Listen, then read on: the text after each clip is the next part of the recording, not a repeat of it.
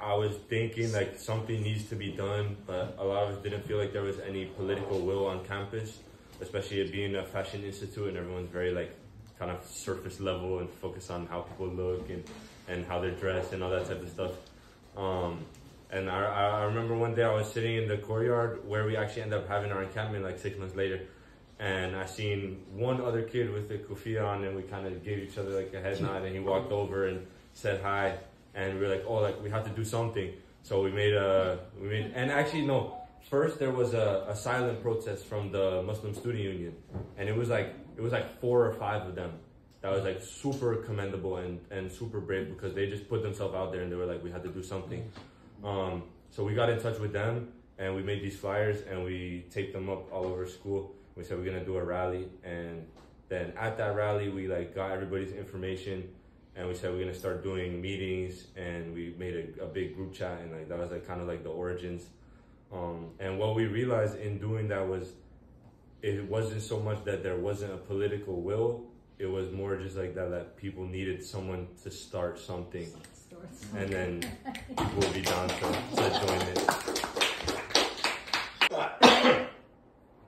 We would like to know everything that you all can tell us about, you know, the consciousness, you know, what you learned about your fellow students and revolutionaries, you know, what they want to do, where they're going to go from here.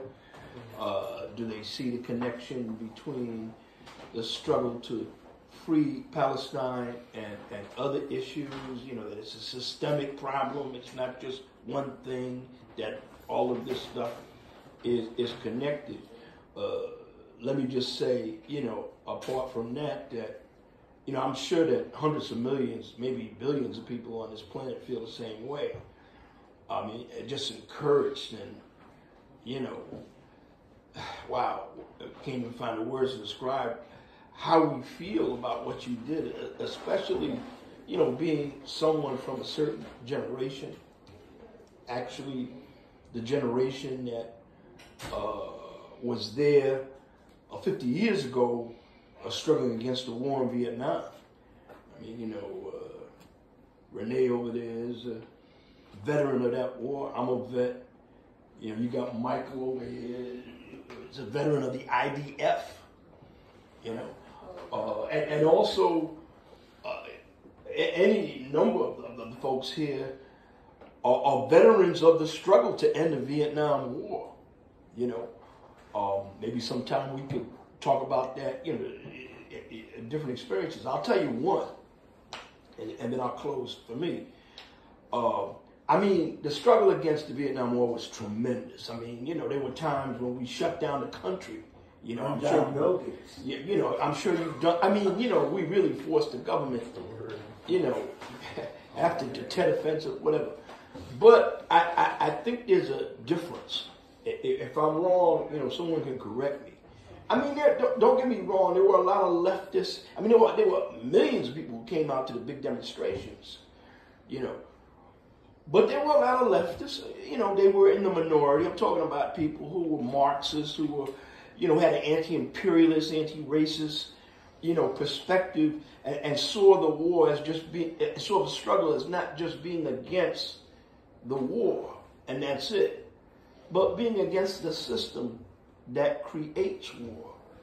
But having said that, I get the feeling from these student occupations that the level of political consciousness generally is much higher.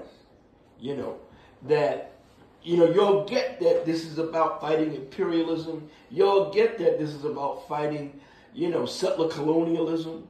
You'll get that this is an anti-colonial struggle, an anti-apartheid struggle. And in many ways, and I think the people in Gaza feel this way too, you weren't just, you know, opposing what the U.S. was doing and calling for a ceasefire. But in many respects, and you know, I don't know how many of the students are Palestinian. I sense that many of them, in addition to white students, many of them are from the global South, you know, which was a good thing to see, really good thing to see. very different than the way the campuses were 50 years ago, I'll tell you that. But that y'all were almost like a representative of the Palestinian resistance. It just, I mean, you can tell, look at the kafiyas. I mean, you know, that wasn't, it was great, the struggle against the Vietnam War, but this is deeper. This is heavier. Absolutely. This is closer to the resistance. And that scares the hell out of U.S. imperialism, out of the ruling class. They're like, oh my goodness, Jewish students, you know, wow, you know, that's like crazy great, you know. So thank you.